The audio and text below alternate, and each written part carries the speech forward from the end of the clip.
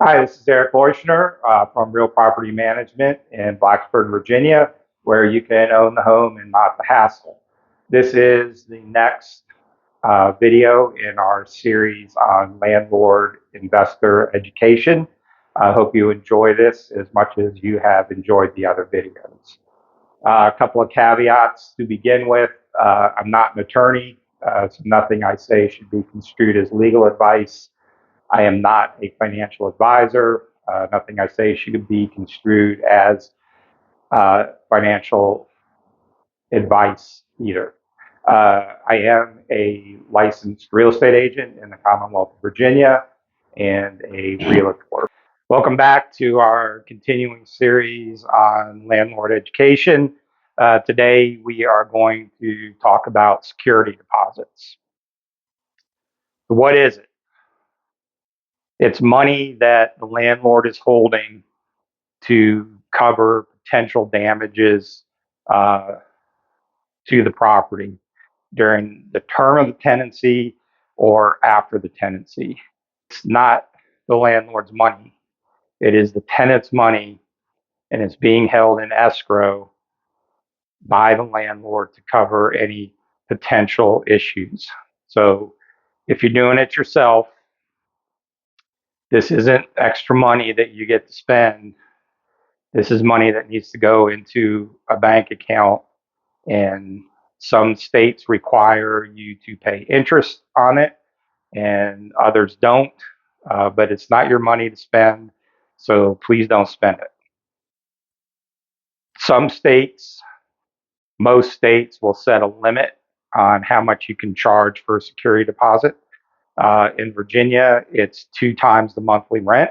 The most important thing to remember about the security deposit is that the money belongs to the tenant. It does not belong to the landlord.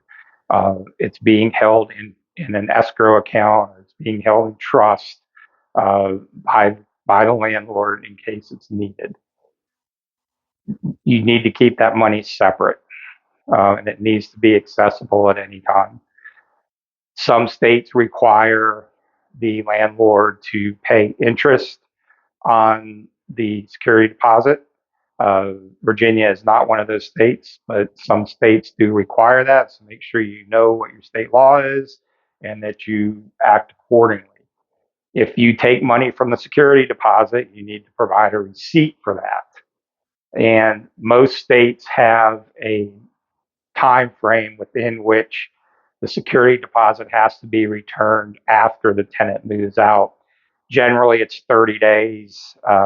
Virginia, it's 30 days unless you have a claim against the deposit, then you can take up to 45 days.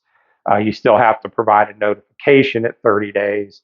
And if you're waiting for receipts or something else, you can notify the tenant that you're going to take an additional 15 days. So that could potentially give you up to 60 days from the date that the tenant moves out. But there is a timeline and you do have to adhere to it, and you do need to make sure you know what it is for your state. Okay, so what can deposits cover? They, the short answer is they cover damages. And what are damages? Obviously, damage is a hole in the wall, a ripped carpet, some other type of physical damage. But from a legal standpoint, and again, I'm not an attorney, but from a legal standpoint, unpaid rents are also damages. So you're claiming damage to yourself in the amount of money because you had to pay somebody to clean the apartment. Thing to keep in mind is the concept of fair wear and tear. And we will have another video on the move out process, and we'll go into in depth on what fair wear and tear is. But things wear out, and if there's a small tear in the carpet in one room, you can't make the tenant pay to recarpet the whole house. So, that's one of the common disputes, is what's fair wear and tear. The landlord says it's damage. The tenant says it's fair wear and tear. who gets to decide if you don't have things documented. So, very important step in the move-in process is doing a move-in inspection and documenting the condition of the property when the tenant moves in, and then doing a move-out inspection to document the condition of the property when the tenant moves out. Um, Another dispute is if you miss those deadlines we talked about. It's been 90 days, you haven't sent the security deposit back, and the tenant's going to call and ask where their money is. All right, so we talked about these best practices. Uh, that move-in inspection is critical. You want to take a lot of pictures. And also in your lease, you want to make sure you explain exactly how that security deposit is going to be handled after the end of the tenancy. We talked about the move out process, right? You do that inspection, you can have the tenant present. Virginia requires by law that the tenant is allowed to be present if they request to be present in writing. You have to uh, provide a letter, it's generally called a disposition letter, saying how you disposed of their security deposit. If they had $1,000 security deposit and you had $250 for cleaning and $50 for damage to a wall, you're going to list those two things in the letter, and then you're going to give them the letter and a check for the rest of their money.